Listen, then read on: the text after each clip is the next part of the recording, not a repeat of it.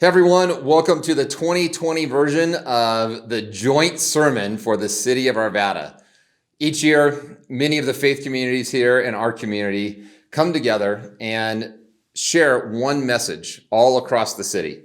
And usually we do pulpit swaps or each pastor speaks that same message to their congregation. But this year, like most things, is a little bit different. And so they've asked me to share it with all of you, and then we're just going to pump this out into all of your homes, and I'll be on the same page through this same sermon. My name is Dave Runyon. I served as a pastor here in Arvada for 10 years. And over the last 10 years, I've been running a nonprofit that helps faith and government and business leaders work together here in the city. And so it's an honor and a privilege to be able to come into your living room or your office or your car, wherever if you're in your car, don't just pull over right now. Just turn it off and go home. Watch this later. But I'm excited about this. I'm excited about what's going to happen tonight too at 5:30. We're going to have a prayer service for 30 minutes. We're going to invite you to hop onto Facebook, and all of the different pastors in the city, or many of them, are going to come together and to lead us praying for our leaders, our first responders, many of the people who have been impacted by the COVID-19 crisis. And so I want you to make that a priority. Stop whatever you're doing, whatever cool barbecue you're having, and just take 30 minutes with your family from 5:30 to 6. And we want to invite you to pray with us. I'm hoping it's going to be a really powerful time for you and for anyone you invite to join in. So back in 2005, a group of pastors in our city did something unique, which I hope it's not unique, but it kind of is that they started to meet together just to become friends and to dream about how they could serve the city together. And there were two passages that really informed a lot of what we did back then. One was in John 17, and in that passage, Jesus prays for unity. Of all, he's right, it's the last recorded prayer that we have of him as a free man. Of all the things that he prays for unity for us. And he says that when there's unity among us, that people that don't know God will be sucked towards him. And so that was a really important text for us as we started to gather together. The second one is Jeremiah 29:7, which says, you should seek the peace and the prosperity of the city. And so those two thoughts really began to shape how we as pastors began to think about our city and what we began to do next. And so what we did is start to get to know our civic leaders. And I think that we've told this story a lot before, but back in 2010, we were sitting in a room. We had these two meetings, one with our mayor, Bob Free, who's not the mayor now, but was the mayor then, and one with Vicki Ryer, our assistant city manager. And in both those meetings, God used those two leaders to point us back to this simple idea of neighboring. They both just told us, listen, if you guys want to change our city, you should start a neighboring movement. And so we did that first sermon series in 2010. I think we've done, it feels like we've done 15 different neighboring messages over the last 10 years together, just to try to raise the value of neighboring in our community, to do small things that make a big difference. And what we learned from our civic leaders, what we've learned from our own experience, is that neighboring, that relationships always trump programs. And so as we've leaned farther and farther into that, we've just become convinced that Jesus is really smart in that when he's asked to boil the entire text down to one thing, he says, love God with everything you have, your heart, your soul, your mind, your strength, and love your neighbor as yourself. And that if we'll do that, what he's given us is a really simple strategic plan that can change the world overnight. And so we just continue to ask this question and say the same thing over and over again. And that's this. What if when Jesus said to love our neighbors, what if he meant our actual neighbors too? And that's had a profound impact on my life and my wife's and many of the other faith leaders in our community. And it's been incredible to see what's happened as a result of that. We did that first sermon series together back in 2010. We did the second one, 2011. And then it just started to spread. And to date, there's been over 3,200 churches around the country and around the world that have done an Art of Neighboring sermon series, almost identical to the one that first group of Arvada churches did. And as we've watched that, as we've seen that, all of our churches have been able to encourage other faith communities to do this. And so when a few months ago, the COVID-19 crisis started to grow, and as the stay-at-home orders started to happen, we started to get calls and questions from people all over the world who were asking, what is it that you can do? How do you neighbor when you're 6 feet away? And at first I was stumped. I didn't really know how to do that. And so we reached out to some of the Colorado public health officials and started to ask them some of those questions. One of them, an epidemiologist named Karen Geisinger. We were on a call with her, and she said something that really just hit me in my tracks. It was just like what the mayor shared with us years ago and what Vicki Ryer shared with us.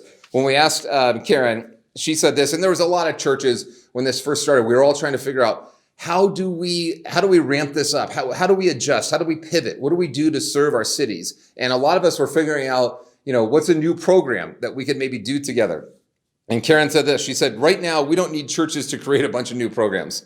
What we need is for the people who attend those churches to simply be good neighbors and to do it in a careful and thoughtful manner.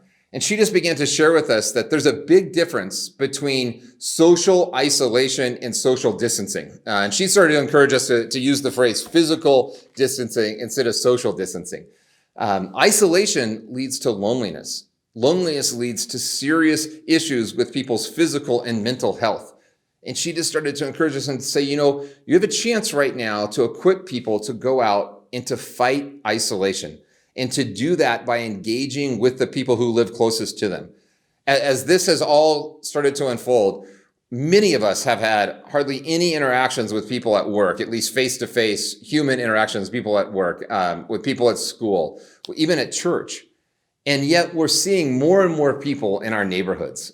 We see more and more people out walking about. And what she encouraged us to do was to just think about, how can you engage the people that live right around you? And as she's saying this, it was just like that moment with the mayor. It's like, here we go again. Here's another public official who's saying, what'd be great? Could you guys do the Bible? Do the most basic thing that the Bible says to do, and it'll have a huge impact. And so as I started to think and to brainstorm with others about what does it look like to equip Christians to really engage others during this time, I just kept going back to this idea of, what if we just asked good questions? What if we just saw people out and just lingered a little bit, and we're intentional about living at depth, or just being curious with others? And it started to bring me back to all of the different questions that Jesus asked throughout the Gospels. And I started to look and just read through the Gospels and look for questions. It was overwhelming. I didn't count them all. What I later learned is that Jesus asked 307 different questions in the Gospels. 307. He asked questions like, why are you afraid? Why did you go out? What did you go out in the desert to see? What good will it be for a man if he gains the whole world yet forfeits his soul? What is it that you want? What do you think? What is your name? What were you arguing about on the road? What do you want me to do for you? Will you give me a drink? Do you want to get well? Do you love me? You get the point. I can go on and on about this. Jesus is a master at asking questions.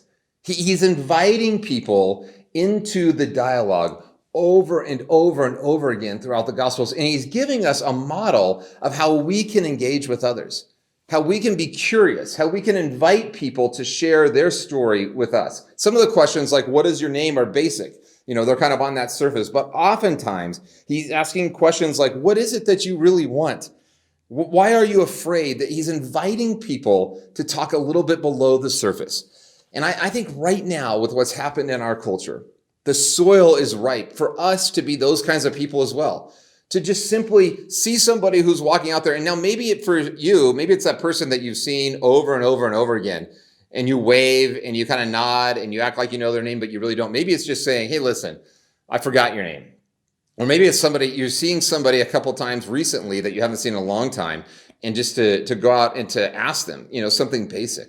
But right now, with some of those neighbors that we know, it's so easy just to look at them and say, hey, listen, how has all of this impacted your work? What's going on? And how are things changing for you? Do you feel okay, secure about your job at this point in time? Or maybe it's, what has it been like trying to do this school stuff at home with your kid? How are you managing all of this? And for me, it's been a great chance to just vent and share a lot of frustration, to be honest. We've got 4 kids. It's just total chaos. I'm working at home all the time. And it's just been a common ground for myself and a lot of my neighbors to connect and to just share. Some of the families on our little loop actually do homeschool, and just to be able to go and to ask them and to say, hey, like, do you have any tips? Like, how do you actually pull this off on a normal basis? Maybe it's just looking at somebody and saying, hey, do you have any parents that you're concerned about or that are sick or that may be at risk? Right now is a great moment for us to practice that art of asking questions, to just being curious, to just engaging with people at something that is a little bit below the surface that it might normally be easy to get stuck at. And I think, I love the passage that we've used over and over again when we've talked about neighboring is the story of the Good Samaritan. And, twice in this story, we see Jesus asking a question right off the bat. It says this, on one occasion, an expert in the law stood up to test Jesus. Teacher, he asked, what must I do to inherit eternal life? And Jesus responds with a question. He says, what is written in the law? He replied, how do you read it? Okay, he doesn't come over the top like this authoritarian, let me just tell you exactly how it is. And there's times where he does do that. But in this moment, he invites the person to share what they already know. So this person answers, love the Lord your God with all of your heart and your soul and your mind and your strength and with all of your mind, and love your neighbor as yourself. You've answered correctly, Jesus replied. Do this and you will live. Then we see this guy looks for the loophole. It says, hey, but he wanted to justify himself, so he asked Jesus, and who is my neighbor? And Jesus replies, and he goes on to tell him this incredible story about this man who's been robbed and left half dead, and about a priest who happens to come down that same road who avoids him, about a Levite who goes down that same road and avoids him, and then about this Samaritan, this person, this half-breed who was being kind of shunned in this culture. And he talks about the fact that the Samaritan is the one who responds, who bandages this person up, who takes care of him.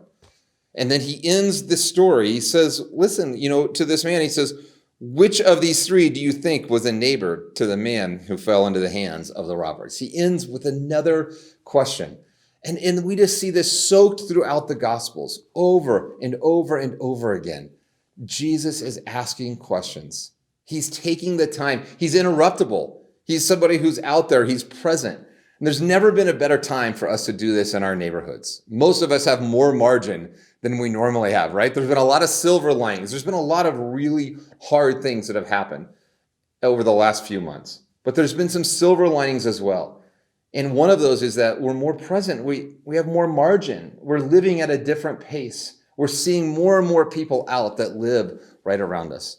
One of those silver linings for me has been the fact that I've had to look really seriously about how intentional I am with pouring into the spiritual lives of my kids. It's been really challenging. I've had to be more and more intentional about just thinking through my own personal rhythms. All of my rhythms have been kind of disrupted. And so what does it look like to make sure that we're practicing spiritual rhythms in our own life?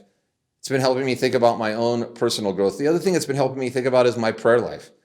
Crisis leads to change. It's either positive or negative. And a lot of times crisis leads to prayer as well. And so a couple of weeks ago, as the pastors were thinking about what does it look like for us to respond into this crisis, to lean in, this idea of inviting our churches, the Big C church, to come together and to pray in this moment just seems so right.